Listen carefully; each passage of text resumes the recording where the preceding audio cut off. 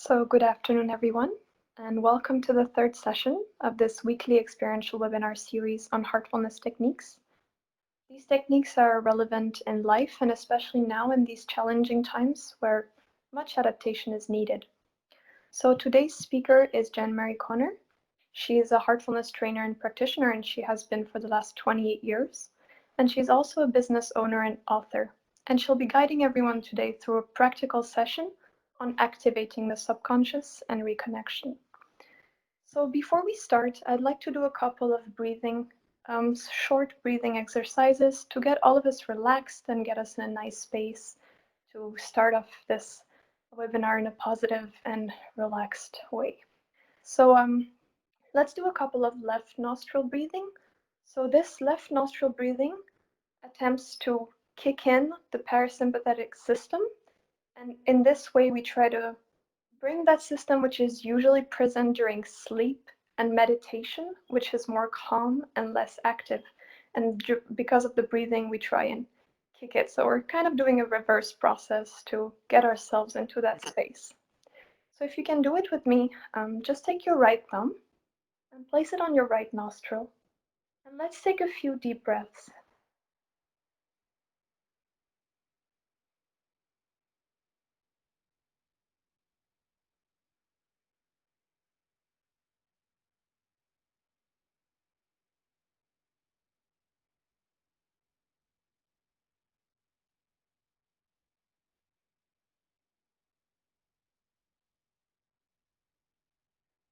Just breathe in and breathe out from your left nostril.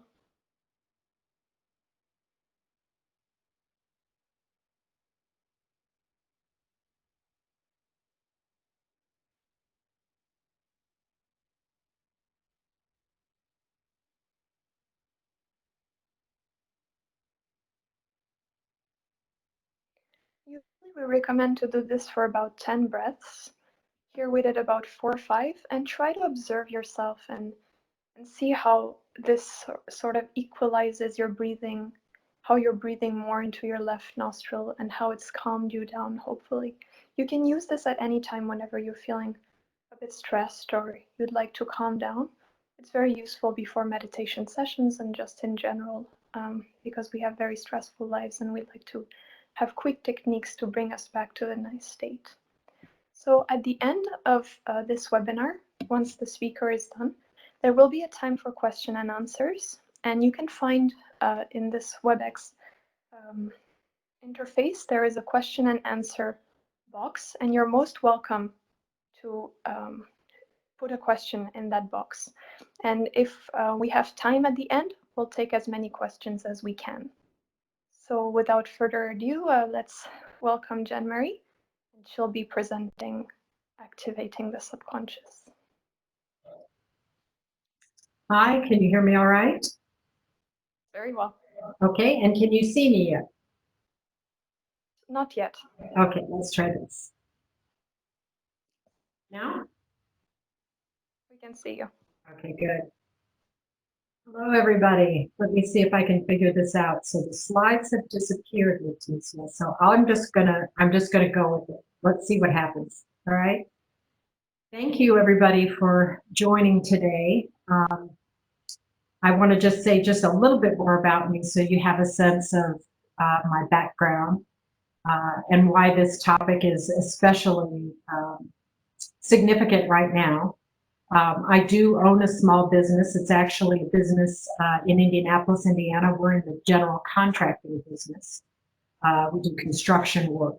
And there has probably been more interesting times in these COVID times with having employees who have been essential workers and have had to be out in the field. So it's created a new normal, as the nature of our topic is mastering the new normal. But I would say that it has caused everybody on our team to be far more thoughtful, to take our time a little bit, to be a little bit slower in how we're approaching things, because we can get on that track, and I know you all know what I mean. So this is a great opportunity for me as well to be very thoughtful and considerate of what am I doing? How am I managing? How are we going through this time together? So the topic is one, to be very honest with you, it's one of my favorite topics, and I think we could spend a week covering these things and we wouldn't get through all of it. So I'm going to have to give a very condensed topic. But before we get going, I shared a little bit about myself, and Leticia did as well. I can't see you. I don't know who all's there, but it would help if we do just a quick little poll. And maybe that's happening since I can't see that screen anymore. But it will help me to get to know you a little bit better. There it is. Yeah. So if you could just very quickly select which of the following statements best describes my relationship with meditation. I rarely meditate. It's hit or miss, but I'm trying. I'm a regular meditator, or I'm a meditation aficionado, I'm an expert. I can't wait to see how many experts we have. And maybe Leticia or someone can let me know when that is complete. We're waiting for everyone to answer, and then we'll let you know what it looks like. Thank you.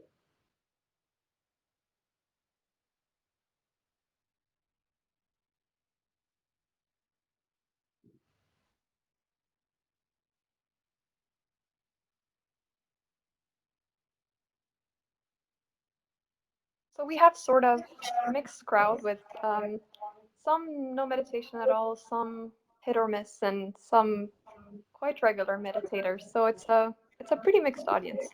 Good, great. Okay, that's very helpful to know. I won't be modifying what I've shared tremendously, but I'll be sure to hit on a couple of points a little bit differently, given that information. So let's go ahead and go to the first one.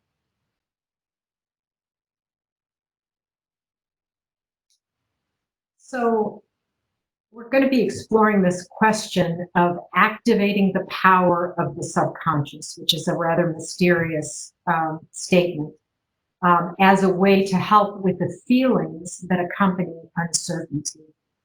I decided really to use uncertainty as a rather broad category because I think it may be the one of the things that we dislike the most. We don't like not knowing what's going to happen next. We're pattern making people. In fact, from the time that we're very young, we really learn about the world, about our environment through the patterns that we make. I don't know, my kids, when they were young, they watched Sesame Street. And there was that one little song, I promise I won't sing it to you, but it was, one of these things is not like the other. One of these things doesn't belong. It goes on and on to give the idea that we're learning, we're making meaning out of things by the patterns that we create. And so you wake up, you take a shower, have your coffee, get ready for work, maybe get the kids ready, come home, some variation on that. Maybe it ends with 1 or 2 or 3 or 4 glasses of wine, I hope not, and Netflix.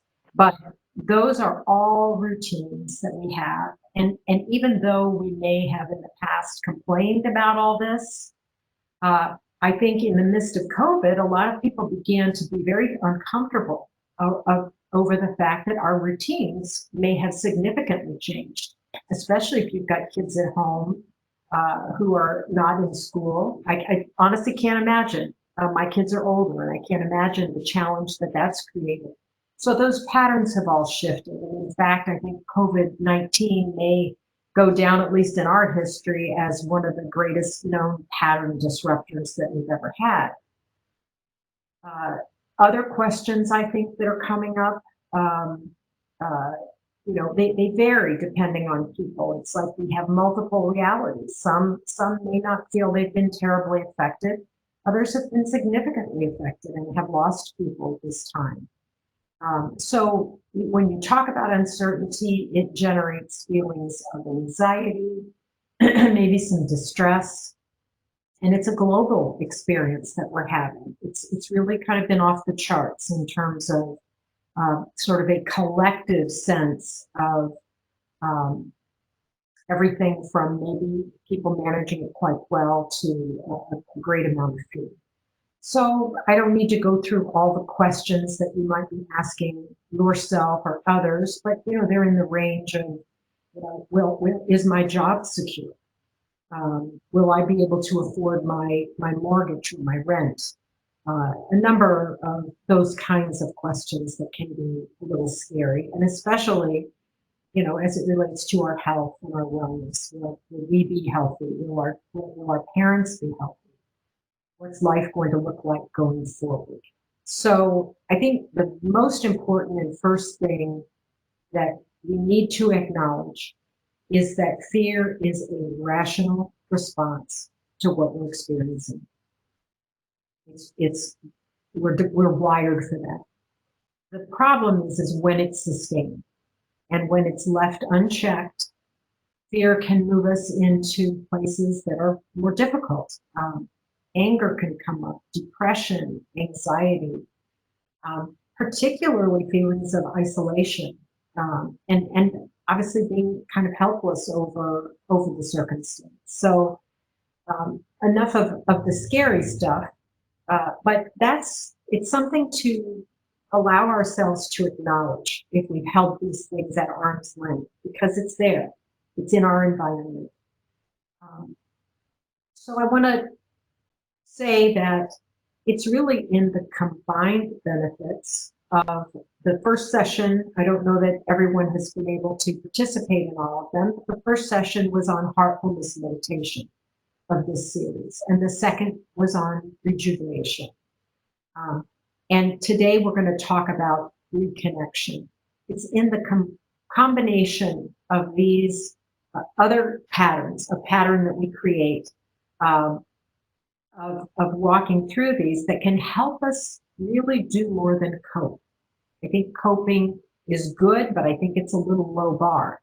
I think you can find with some practice that in a very short amount of time, you can find that it's actually possible to thrive and to feel the feelings, but actually thrive and feel a certain measure of gratitude, appreciation, joy, all those things that really make us feel whole.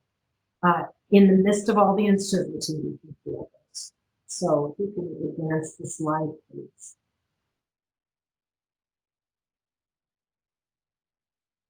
So we want to have a takeaway for each of these sessions. And I'd like the takeaway for you today to be to learn this reconnection technique.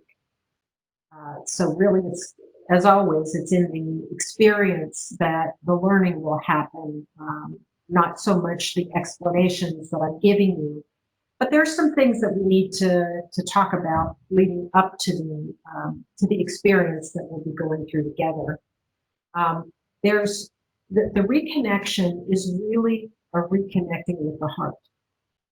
And what we do is we're going to use our conscious mind to generate very constructive, uplifting suggestions that are good for our own well-being, for the well-being of those you love.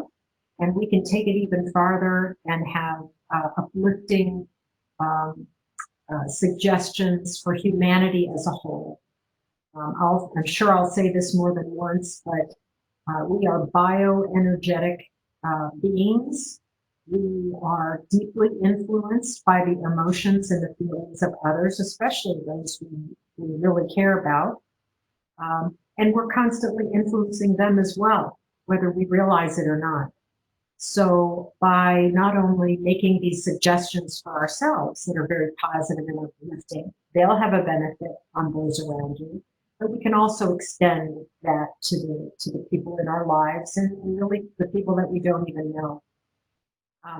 By practicing this at optimal times during the day, we'll begin to notice an ability to respond wisely rather than reacting blindly to feelings as they come up.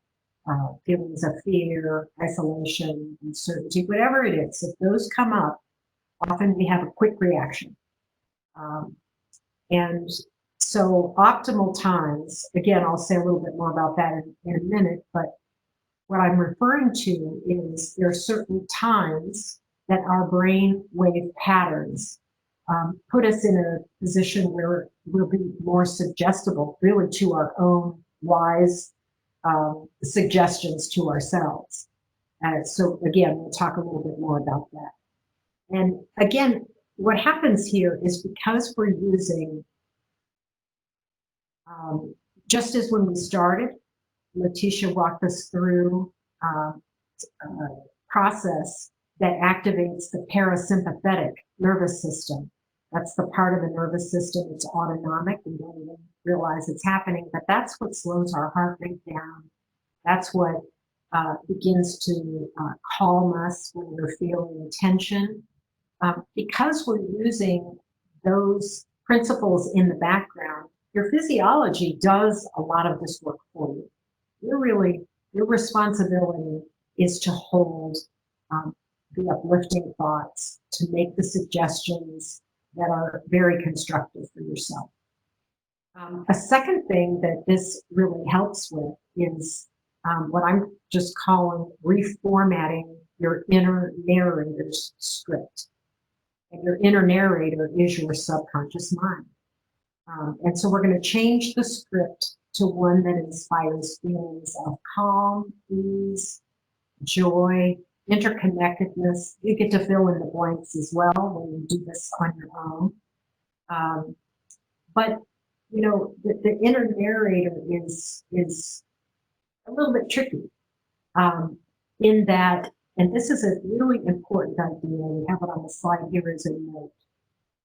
Once your subconscious mind accepts an idea, it begins to execute it. This is actually in the statement using the power of the subconscious mind. Once your subconscious mind accepts an idea, it begins to execute. Now, going back to the session last week, the rejuvenation or the cleaning process, Joshua talked quite a bit about these impressions, these patterns that really we've received. We receive them from the minute we're born, and many of those suggestions or patterns, many of these impressions are very loving, they're wonderful, and many of them are messages that we picked up, that our mind took hold of, and they're there. We're not conscious that they're there, but when we become conscious of them is when something happens on the outside, we get triggered, and we have a response. It may not even be accurate to the circumstances, but it starts presenting itself. So your mind has accepted certain ideas, really we all have, that may not serve us. This becomes the soundtrack of our mind. This is the background sort of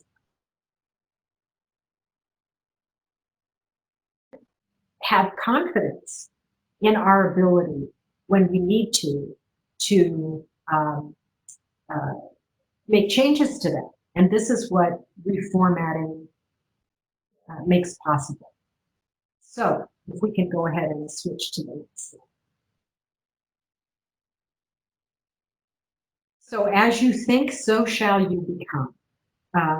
This is really the quote that's on here is one of my favorites. The spirit of the individual is determined by his dominating thought habits. As you think, as you think, so shall you become. Loosely. This all starts with thought. And the dominating thought patterns are really our target here. I think it would be beneficial to take one moment and ask yourself, what are my dominating thought habits? And are they serving me? Just take a minute and do that quietly for yourself. So maybe you've got a thing or two that you've become aware of or you've been aware of. Another part of the question really is how comfortable am I with my response? I know because we're a varied group, maybe some folks are perfectly fine and have very beautiful thoughts that are generating all the time. But for most of us, there's some messages that we play again and again that we're not comfortable with. They may not be serving us, and we don't easily sit with them. I don't know how many of you might know or have heard or seen Dan Harris. Dan has a podcast. It's called 10% Happy. It's really a nice podcast. But he's a newscaster, a newsman, and he very famously had a panic attack on Good Morning America. And you can Google it later if you want to see it, if you haven't seen it. You can see what starts happening to him. He loses track, his breath gets really heavy. He actually bails on the news feed or the news. And so, sorry about that. And so, at any rate, what ends up happening is he learns from this and he begins to discover things about himself, and he begins meditating. And one of the things that he says that I think is really part of this, the importance of looking at this, is that he says our knee-jerk reaction is either to fight it when we feel discomfort, to fight it, to feed it, or to numb it. And we all know all the varying ways that numbing can happen. Shopping, food, alcohol, things that are not as constructive for us. And so these are the things that we begin when we start the meditation practice, when we slow ourselves down, we begin to need to look at and let ourselves feel some of the ways in which we may have some of these knee-jerk reactions. And the intention behind the reconnection is to do some of this repattern. So if you can go to the next slide, please. So in just a minute, we're going to go through the process, but I want to just give a couple of little bit of context for some of the words that we're using. So we know that the subconscious mind is the storehouse of all of your life experiences. It's the part of the mind that you may not be full aware of, but it is definitely influencing your every thought, your every feeling, and your actions that you take. When we reconnect, what we're doing is we're connecting with the heart. Just like in the meditation, we're connecting with the heart. And the heart is the central point within us where we deeply experience our feelings. So the feeling is what matters here, not the actual thought, nothing else. The feeling is really what does all the heavy lifting in this process. So when we connect with the heart, when I guide you through this, I'm going to ask you a few times to go deeper, to go even a little bit deeper, and to just sort of rest in this particular state of calm and ease. So we're going to use our conscious mind to give the subconscious mind these constructive suggestions or intentions, however you want to put them. But remember the idea that once your subconscious mind accepts an idea, it will begin to execute it. So we want to make sure that when we're doing this on our own, I'm going to offer some suggestions for you today since this is guided. But when you do it on your own, make sure the statements are in the positive, not in the negative. And also, we want to do this in such a way that, I don't know how many of you have read, somebody that comes to mind is Oprah. She's written so much. She's been influenced by people like Wayne Dyer, many other people. It's really true because of the nature of the mind that if you begin with the feeling that that these statements are fact and true. There's nothing more you need to do. You begin as if the result is already there. And it really creates a lot of faith and a lot of confidence in yourself when you actually find some of these things beginning to manifest in your life for you. So we're able to make these positive statements. We can also,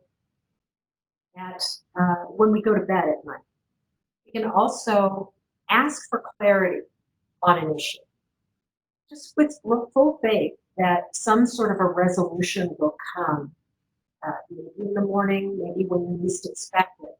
But we pause, we reflect at night before going to bed. What is it that I want to work on? And without any judgment, without any negativity, just put that out there when you're in this sort of calm, relaxed state.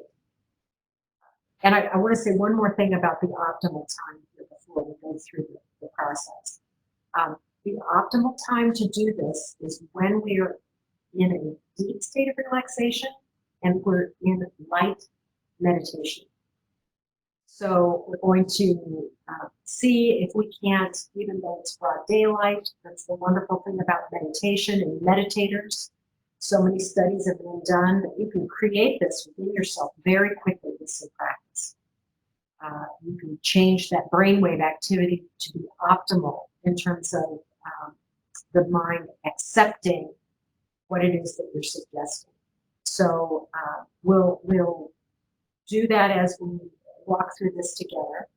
But there is one time in the evening that I want to recommend to you, and it's at 9 p.m. Wherever you are in the world, 9 p.m. There is a global heartfulness reconnection that's happening at 9 p.m. That means that there's so many of us all over the world that have been practicing heartfulness for a long time, new and old. And at 9 p.m., wherever you are, we've got this benefit of all these hearts being focused on well-being, on interconnection, and on thriving in spite of all of our life's uncertainties. So that's really a very nice time to just sort of join in and use your mind, your conscious mind, to really create some beautiful, positive changes for yourself and for those that you love. So I think that's enough talking, and I think it's time to give this a try together. So I'm going to walk you through, it's 12:30, so I'd like to walk you through a relaxation. It'll be a brief relaxation, and then we're going to move into a very short meditation. And then I'm going to make some suggestions on your behalf. Feel free to have your own if you like.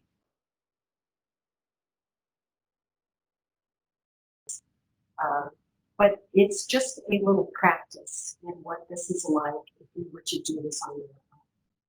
And you don't have to go through this whole process even to do it. Just get yourself very still, get the mind quieted, and you can do this. All right? So I'm going to go ahead and turn off my own camera just for a minute, and I'm going to invite everyone to gently close your eyes. Leticia, is there something you want to add? Yes, I just wanted to let you know so that since everybody's not going to see you anymore, if you can speak straight into your mic so that the audio is very clear, and even without video, they're able to follow sure. the process as well as possible. Sure. Was it a little muffled? It's just because maybe the microphone moves a little bit, Okay. but just for the guided part so that everybody's, in a good... I'll do that. Thank you. Thank you so much. Okay, so everyone gently close your eyes.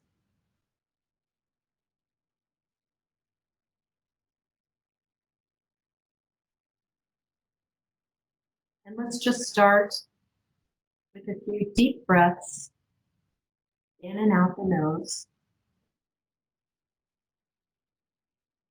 Relaxation. And letting go of any tension that you might have. in and out.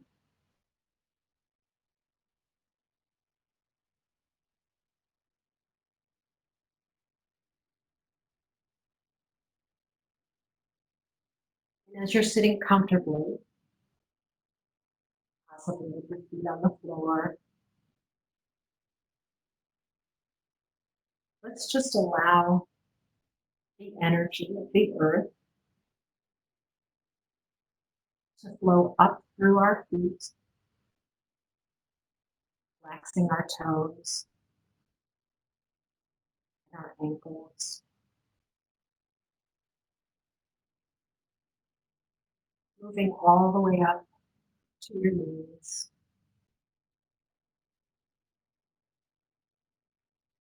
up the lengths to your hips. Deeply relax your hips and breathe.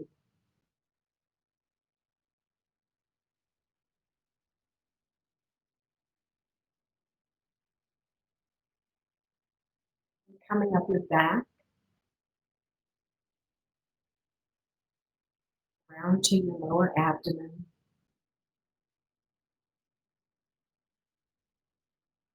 Relax your abdomen.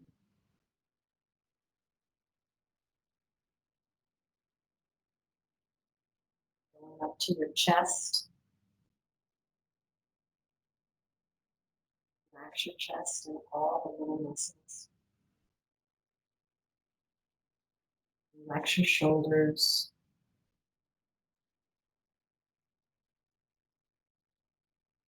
Forearms. Down to your wrists.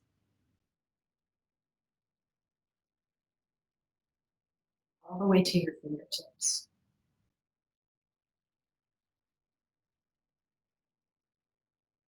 Breathe and relax.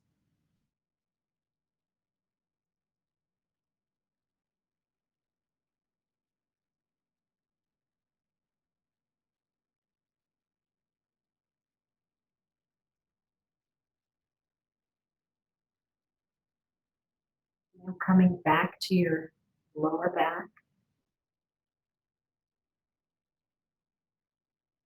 Let's draw this energy up, all the way up the back to your neck.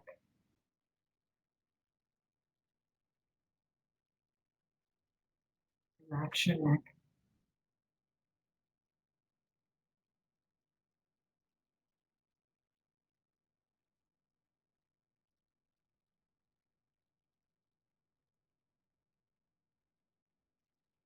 Up the back of your head, from ear to ear, relaxing the whole back of your head.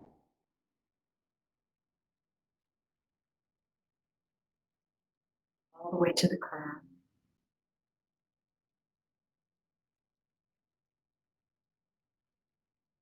You can even feel brain relax.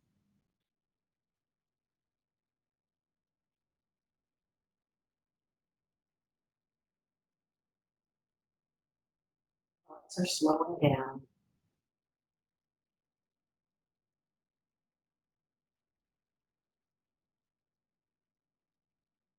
Your attention to your forehead.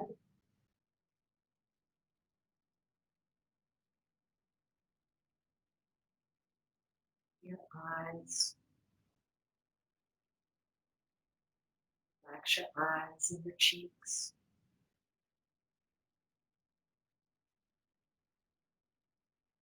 Relax your jaw.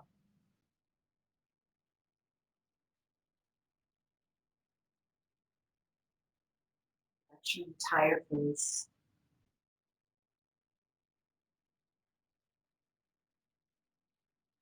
Breathe.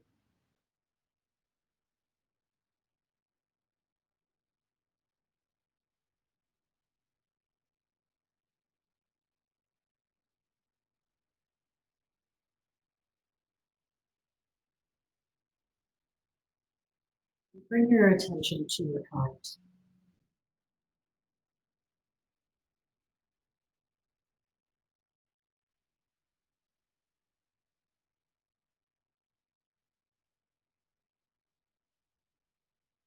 Might be able to feel deep in your heart lightness.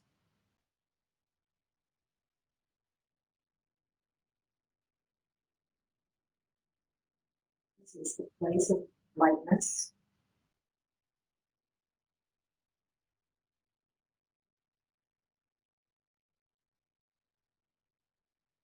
It's the place where we deeply hold our feelings of appreciation and love.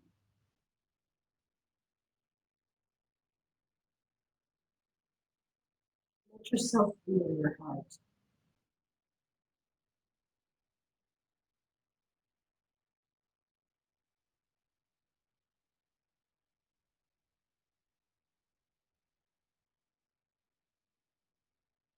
Go deeper.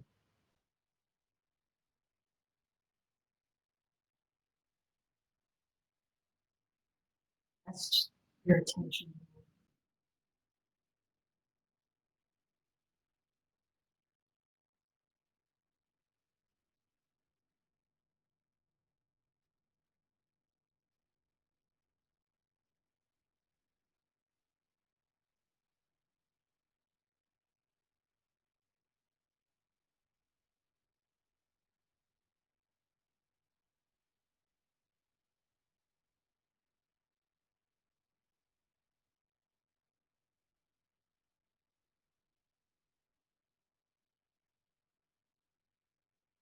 Make the suggestion to yourself. I am happy, joyful, and grateful for all my life experiences.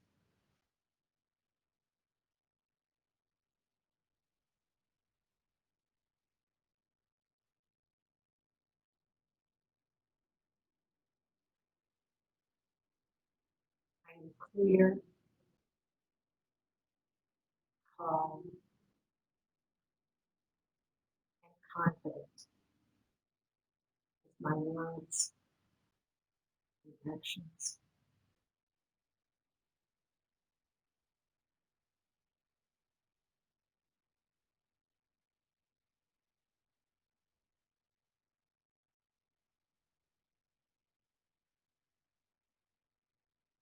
I am balanced and centered. I'm relaxed and connected.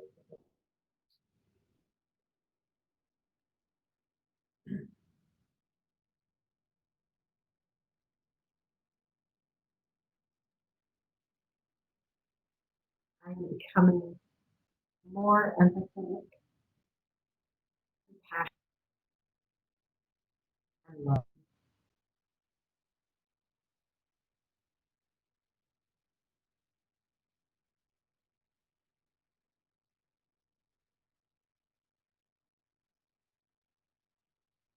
I feel connected to everyone and everything around me.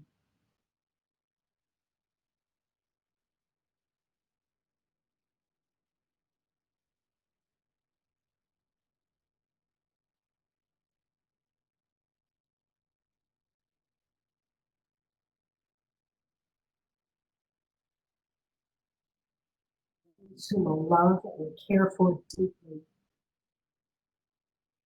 and everyone is being filled with courage, love, and faith in one another.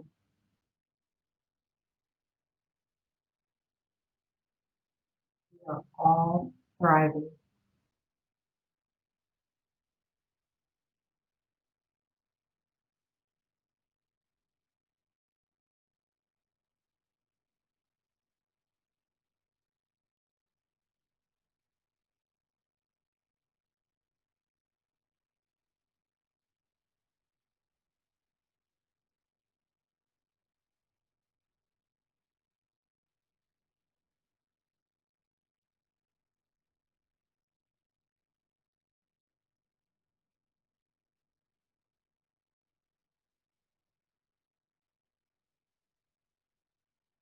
When you're ready, gently open your eyes.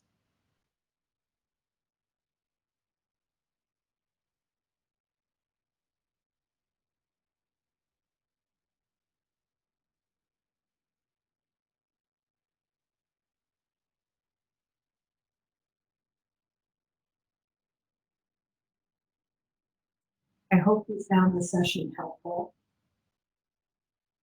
I'm very happy to answer your questions. And there may be a lot of them that come to you later. So we'll find a way if you to connect with any questions for that to happen. Thank you so much for letting me join you today.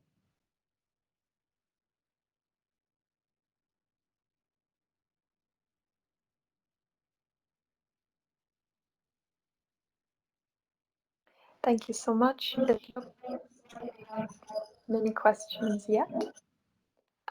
But we welcome everybody to look at our heartfulness.org/experience page, where there are a lot of resources, and it's a very nice curated page with a lot of things regarding heartfulness, a lot of techniques, a lot of tools.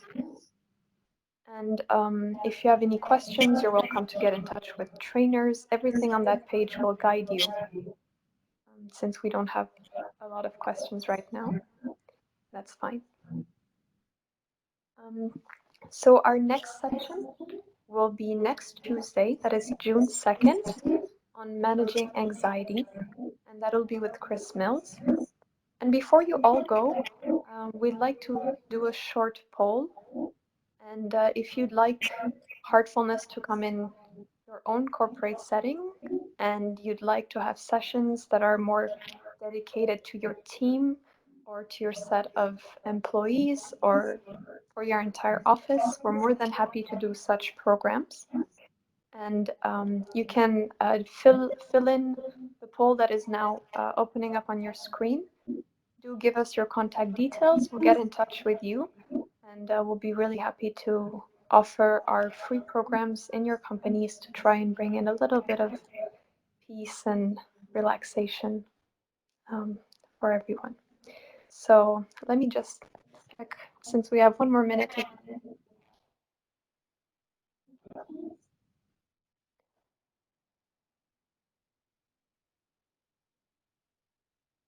So we have one question. Someone is asking, "Hi, Janmarie, thank you for this talk.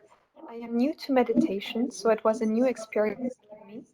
And right now I am at an impasse between being realist and hopeful. How would you suggest meditation could address this?" Yes, I would say the way meditation addresses it is first by just have faith, have full confidence that this is something that if I'm telling you, if I could do it, you can do it. And just the practice in and of itself is what teaches.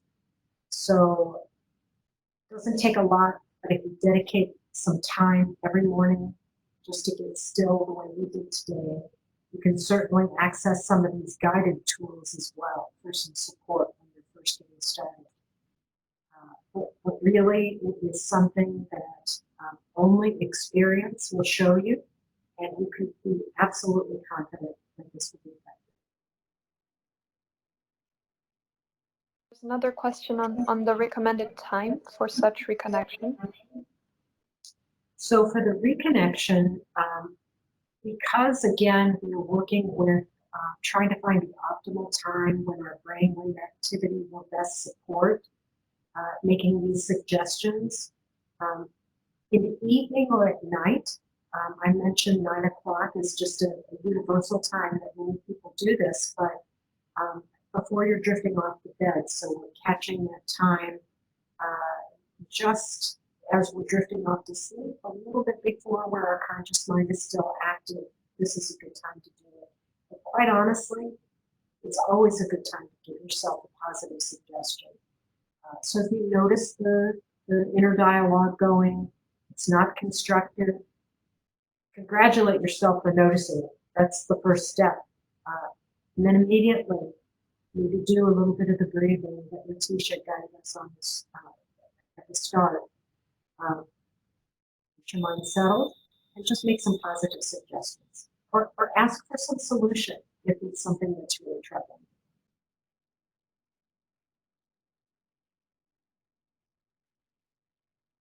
Question on the recommended time for meditation when you first start meditating. Yes, for meditation, early in the morning. And the reason for that really is it doesn't take long for your mind to jump into its day. I'm going to say the earlier the better, but that shouldn't be intimidating to people. Do it when you can, but try to do it before your mind begins to get active. So I meditate in the morning between 5:30 and 6 a.m. Not everybody does that. Everybody has a different cycle. So early morning is best, but meditate when and wherever you can. Thank you. And we also had really nice feedback that somebody said that they felt during this process of reconnection that they were actually getting inward guidance on how to love themselves. So I think there were a lot of positive feedback in the comments, so I wanted to share that with you. And we're kind of running a little bit late, so we're going to say bye to everybody, but I wanted to make sure we get to answer these questions that were important for those people. So let's join again next week on June 2nd for our session on managing anxiety.